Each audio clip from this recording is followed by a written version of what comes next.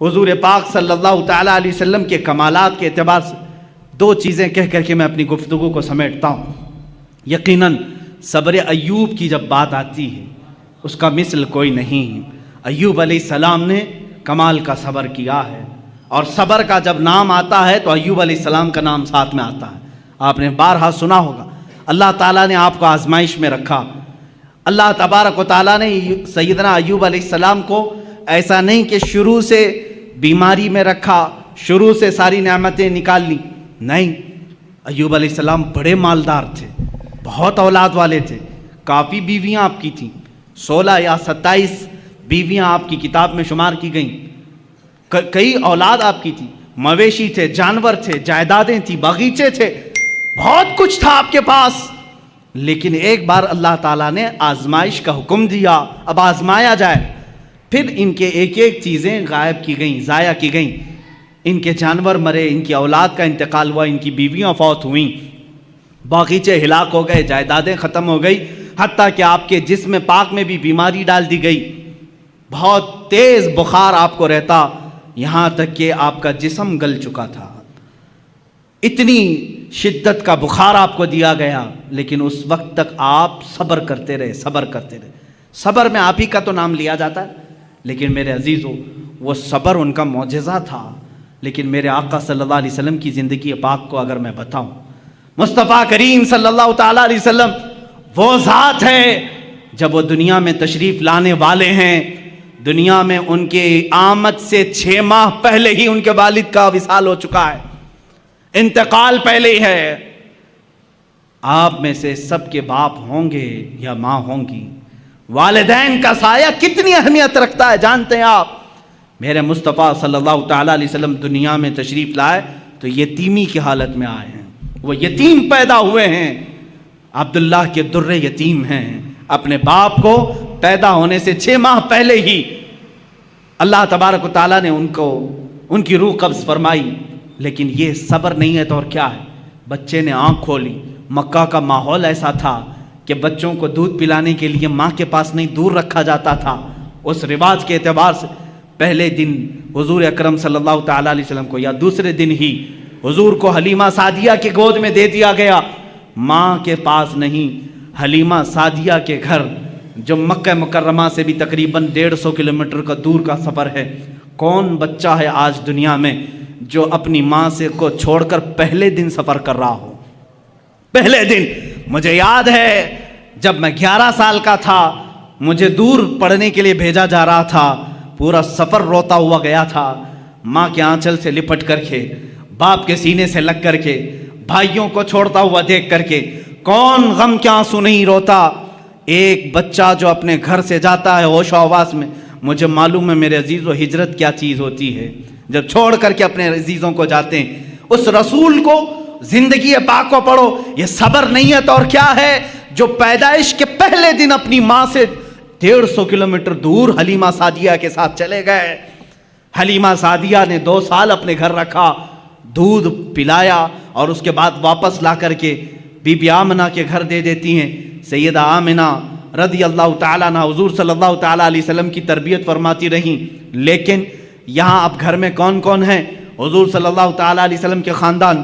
خود میرے آقا فرماتے ہیں 6 سال کی عمر ہی تھی کہ حضرت آمنہ کے ساتھ مدینے گئے تھے، جب اس کا نام یثرب تھا، وہ حضور کا ننیال تھا، حضرت آمنہ کے گھر والوں کا، خاندان والوں کا شہر تھا۔ واپسی کے وقت بی بی آمنہ بیمار ہوئیں، تنہا رسول پاک صلی اللہ تعالیٰ علیہ وسلم حضرت آمنہ کے ساتھ سفر میں ہیں، اور آپ کے والد گرامی کی ایک کنیز ہے حضرت عبداللہ کی لونڈی ام ایمن، ساتھ سفر میں ہیں۔ 3 لوگ سفر پر ہیں، مدینے سے مکہ جا رہے ہیں، 450 کلومیٹر کا سفر۔ 6 سال کی عمر کا بچہ کر رہا ہے اپنی ماں کے ساتھ، بیمار ماں کے ساتھ، اپنے باپ کی کنیزہ کے ساتھ۔ بیچ میں مقام آتا ہے، مقام ابوا۔ آمنہ کہتی ہیں اب مجھ سے چلا نہیں جا رہا ہے، اب میری طاقت جواب دے گئی ہے۔ وہیں ماں سو گئیں، رسول کریم صلی اللہ تعالیٰ علیہ وسلم سرہانے کے پاس بیٹھے، کبھی پانی سے منہ پر چھڑکیاں دیتے، کبھی اپنی ماں کا سر اپنی گود پر رکھتے، اور پیشانی کو دیکھا گرم تپ رہی ہے۔ تھوڑی دیر میں اسی 6 سالہ محمد عربی صلی اللہ علیہ وسلم نے دیکھا आमिना बीबी की रूह कब से उन सरी से परवास कर गई है, सर वहीं रह गया, आंखें खुली रह गई। कौन है वो बच्चा जो 6 साल की उम्र में अपनी माँ की आंखें बंद कर रहा हो? सफ़र में कोई नहीं, एक कनीज़ के अलावा खुद ही उठते हैं और ज़मीन को खोदते हैं। कब्र खुद तैयार की, कब्र खुद तैयार की, एक कनीज़ के सहारे अपने माँ के जिस्म नाज को उठाया, कब्र में दफन किया। है कोई मुझे बताओ 6 साल की उम्र में कोई तजहीज़ व तकफीन के इंतज़ाम करता हो, कोई अपनी माँ का जनाजा उठाता हो? 6 साल की उम्र में कोई सफ़र का बोझ उठाता हो? 6 साल की उम्र में वो अहमद मुख्तार ने अपनी माँ का लाश मुबारका उठाया और कब्र में दफन किया और तन्हा सफ़र करके वापस मक्का आए।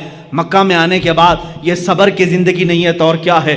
मेरा अजीज़ों, सब्र अय्यूब की दास्तानें हम सुनते हैं। अय्यूब अलैहिस्सलाम के पास शुरू से बहुत कुछ था, जायदादें थी, औलाद थी, बेशुमार उनके पास माल था, मगर मुस्तफ़ा करीम यतीमी की हालत में दुनिया से आए। 6 साल की उम्र पाक में माँ भी दुनिया से रुखसत हो गई। 8 साल की उम्र में जो दादा शफीक थे, जो दादा निहायत रफ़ीक थे, आपकी सरपरस्ती करते थे, वो तरबियत करते थे, अब्दुल मुत्तलिब, वो भी इस दारे फ़ानी से कूच कर गए।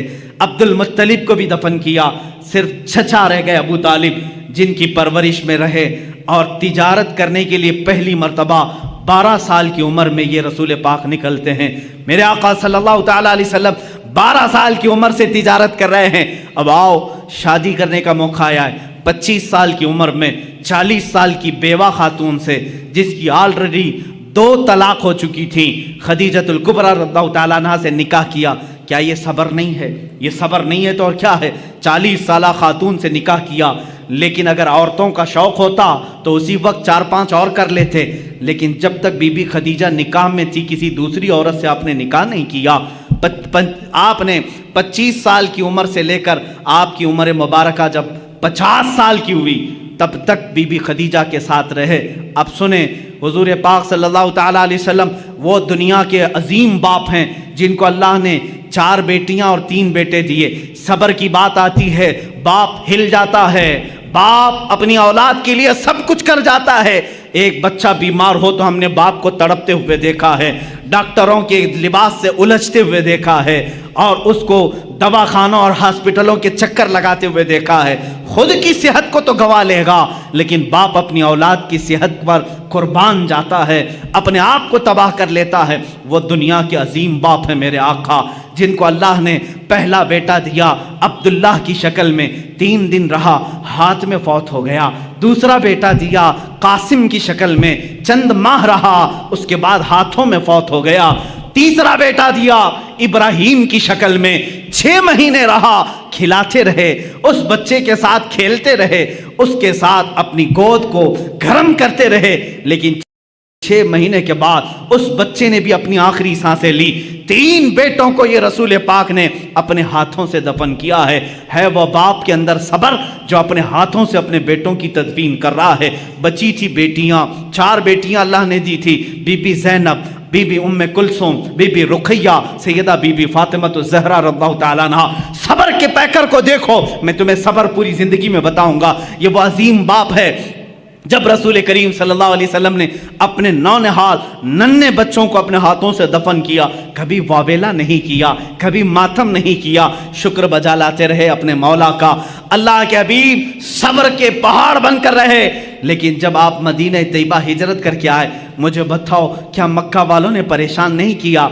आपके गले में रुमाल डाल करके लोग घुमाते रहे, जिससे मेरे आका का गला सूज जाता था। कभी मेरे आका सल्लल्लाहु तआला अलैहि वसल्लम की पुश्त मुबारका पर उन्होंने कचरे डालने की कोशिशें की। अल्लाह के नबी सल्लल्लाहु अलैहि वसल्लम पर 3 साल तक उन्होंने सोशल बाइकाट रखा। जब मेरे आका सल्लल्लाहु अलैहि वसल्लम ने पत्ते खाए मक्का में, अपने घर के पास पहाड़ की चोटी में रहे, चमड़े गला करके खाए जाते थे। ये सब्र नहीं है तो और क्या है? सब्र अय्यूब को तुमने पढ़ा, सब्र मुस्तफ़ा को भी देखो। मेरे आका सल्लल्लाहु तआला अलैहि वसल्लम के सामने उनकी औलाद दफन हो गई, लेकिन जब बच्चियां जवान होती हैं तो मेरे अजीज हो, बाप के बुढ़ापे का सहारा भी होती हैं, फसलें बहार होती हैं। कौन बाप अपनी बच्चियों की शादी देख करके मुस्कुराता नहीं, खुशियों में रो भी देता है। बेटियां उसके लिए ایک نہایت ہی قیمتی تحفہ ہوتی ہیں۔ میرے آقا صلی اللہ تعالیٰ علیہ وسلم کی بڑی صاحبزادی سیدہ زینب جب ہجرت کر کے مدینے میں آئی، اونٹ کے اوپر سے ان کو گھرایا گیا تھا، جس کی وجہ سے وہ حمل سے تھی، حمل گر گیا تھا، واپس مدینے میں آئی، بیمار رہنے لگی۔